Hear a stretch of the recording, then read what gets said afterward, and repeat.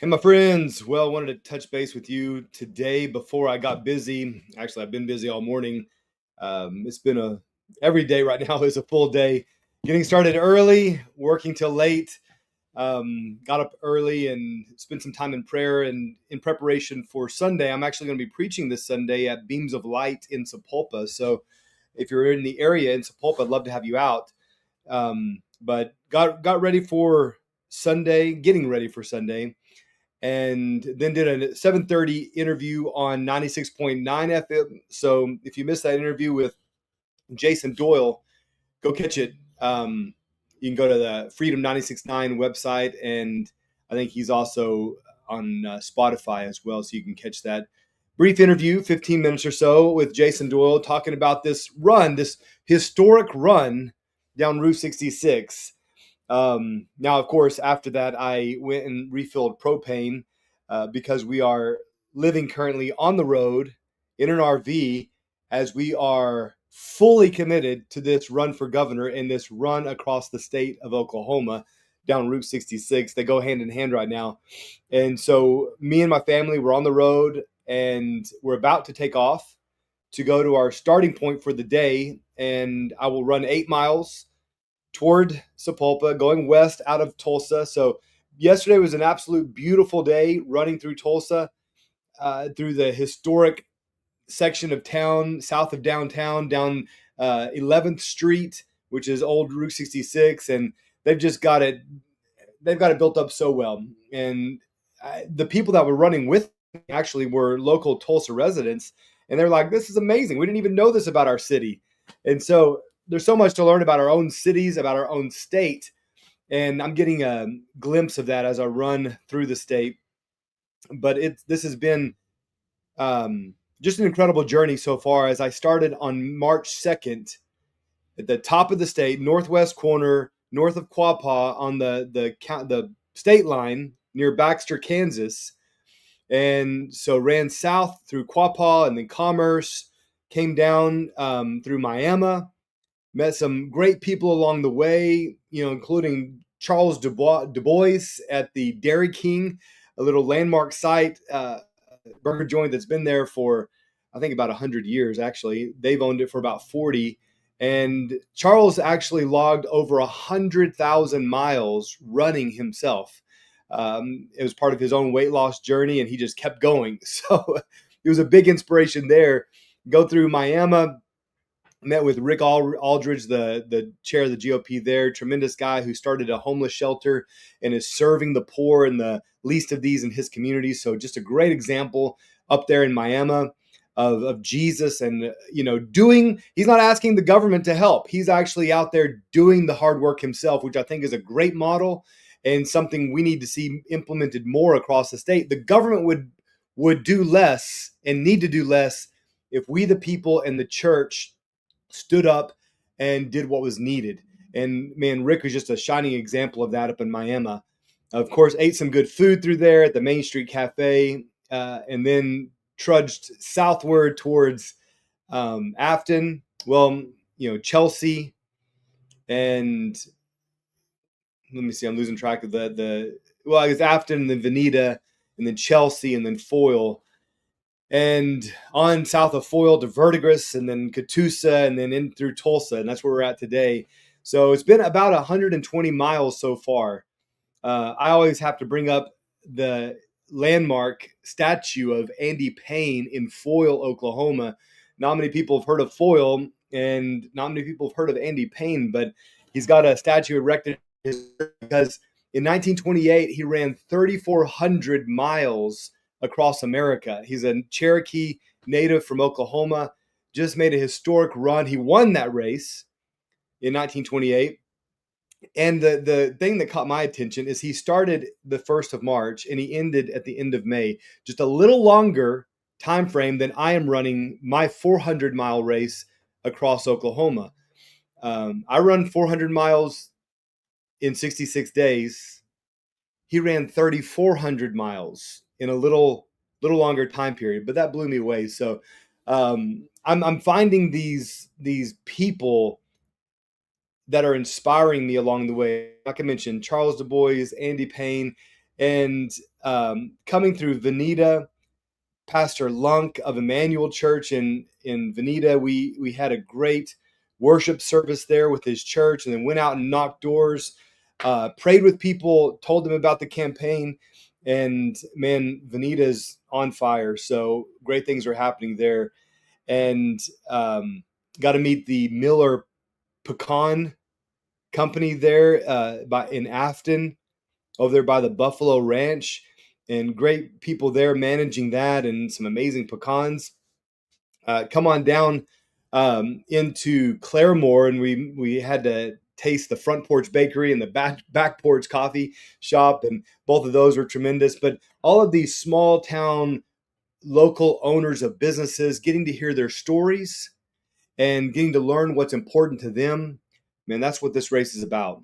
So then yesterday as we're running through Tulsa, a young couple met me, and she was 30 weeks pregnant. 30 weeks pregnant, running with me. She didn't make it the whole way, but the fact that she went any of it was just amazing. So, all of these people are just so inspirational. Had a lady drove out from Coweta into Tulsa just to meet with me before the race. She just came out. Her and her husband were on a date night, but they came to meet me before their date night to say thank you for coming out and being with the people. And I'm telling you, I can't tell you how much that meant to me. So, what it also highlights is how off the rails our political process has become, so that this kind of effort stands out so strong that someone would drive across town to say thank you.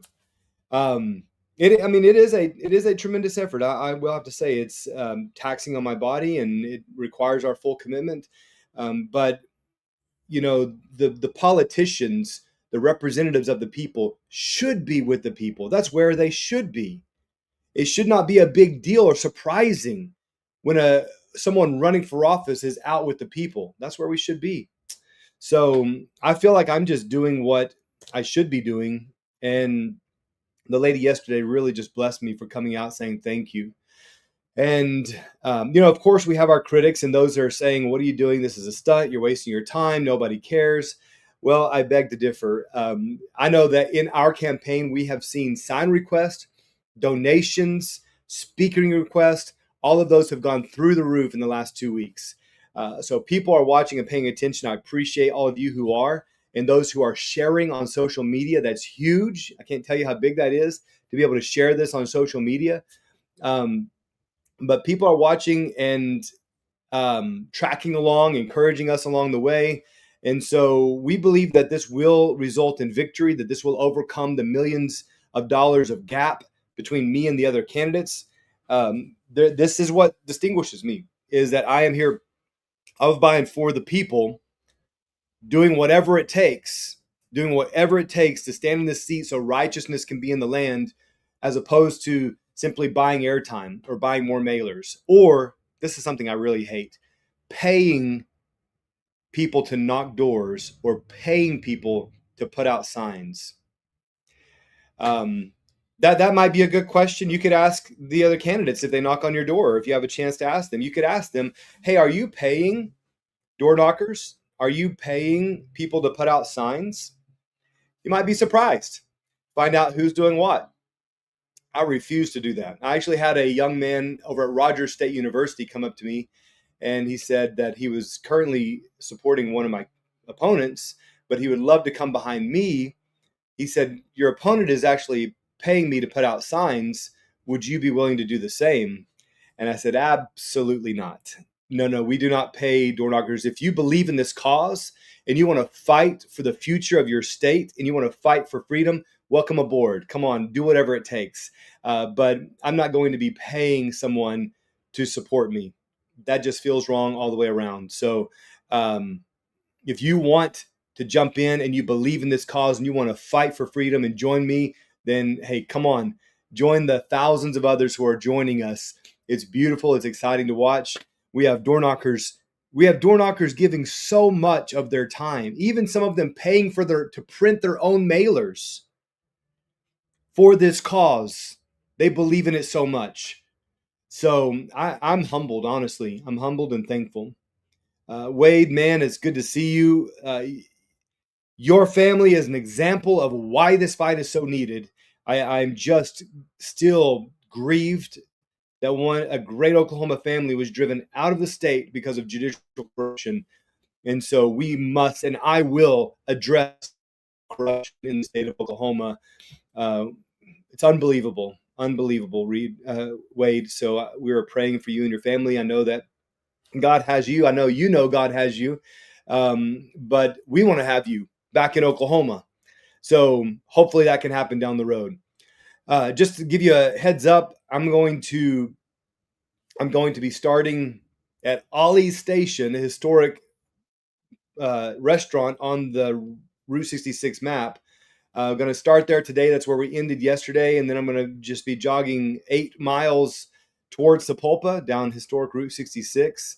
This is part of the 66-day journey across the entire state of Oklahoma to connect with the people of the state. It's part of the campaign for governor, and have my makeshift studio set up here on the route. So I'm going to try to do more of these. It's been a little bit of adjustment, obviously, to adjust to this schedule on the road, and we haven't stopped our regular schedule either. So we're still going tonight. We're going to Antlers, 2 hours away. We'll drive back in, get up tomorrow, and run again. So, hey, what would help tremendously is if you shared this with someone. Share this with the local news. We did have Fox 23 here in Tulsa cover this, but if you could share this and ask the media, hey, why aren't they covering a gubernatorial candidate who's running the state of Oklahoma? I would think this would be something noteworthy and newsworthy to have on the nightly news. And so if you think so too, be sure to tag them and ask them if they would be sure to send a reporter out. I'd love to talk to them and tell them why I'm running, because we want righteousness in the state of Oklahoma. We want representation for the people. We want smaller government, not bigger. So these are the reasons I'm running. We need massive reform, and it's going to happen. All right. Checking some of the messages that are coming in here. Man, lots of go Jake goes, run Jake run. And I appreciate it. So what I was going to end with is just had a conversation last night and today on data centers. I know this is of great concern to so many people across the state. And, you know, the lady that I spoke with, her name's Kelly. She's from Rogers County. As we were running, she was walking with us for a portion of that run yesterday. And she just shared with me her experience of how she's been dismissed by the Rogers County City Council, the one that is meeting to consider all of these data centers. And there's lots of concerns about possible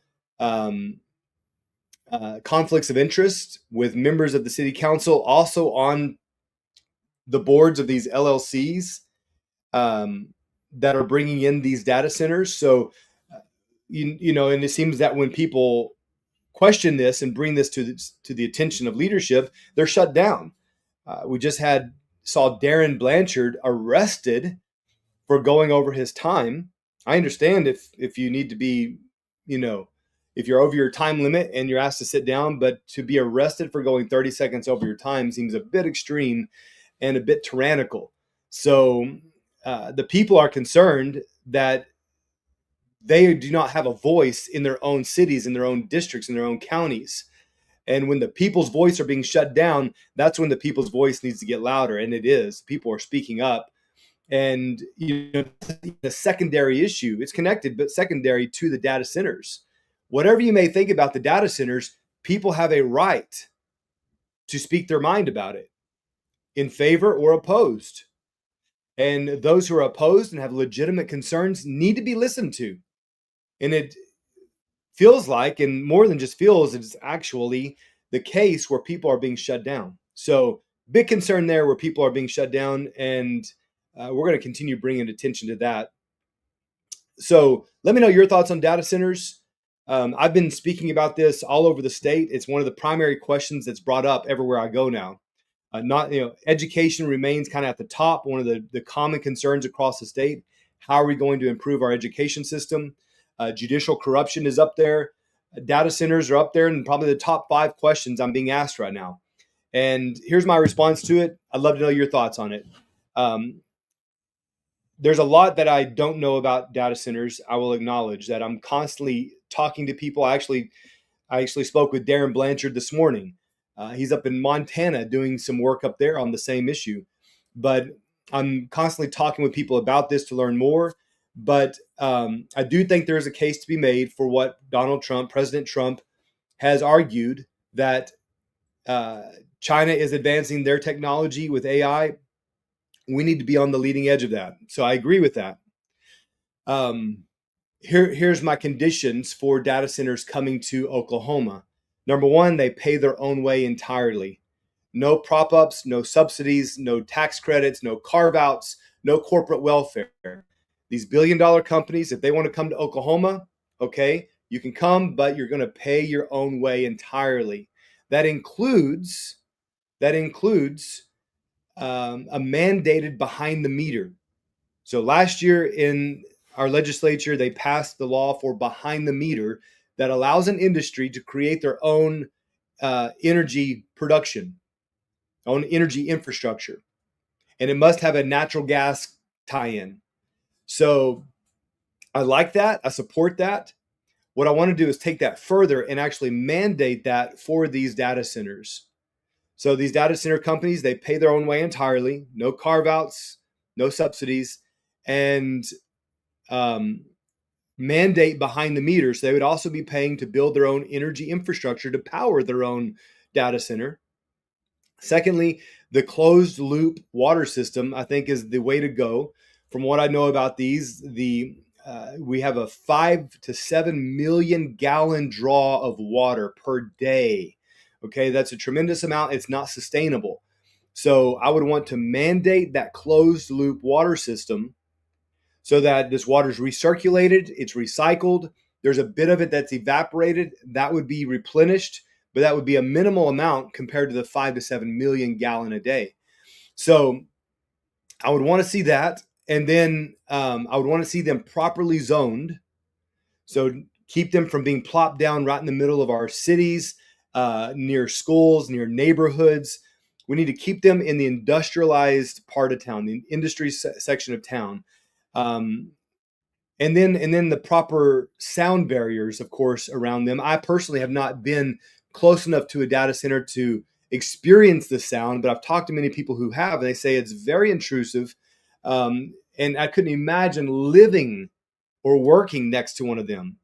So we need the proper sound barriers, which are also applied, by the way, to oil rigs and derricks whenever they are drilled too close to a residence. Then they're also required to put up sound barriers.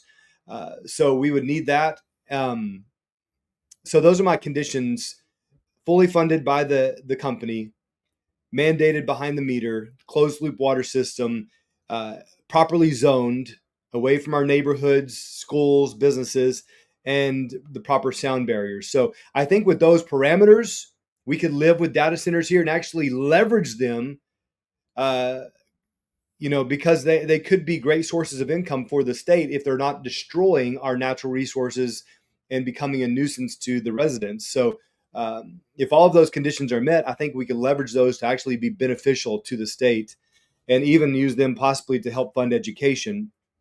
So let me know your thoughts on that. I love feedback.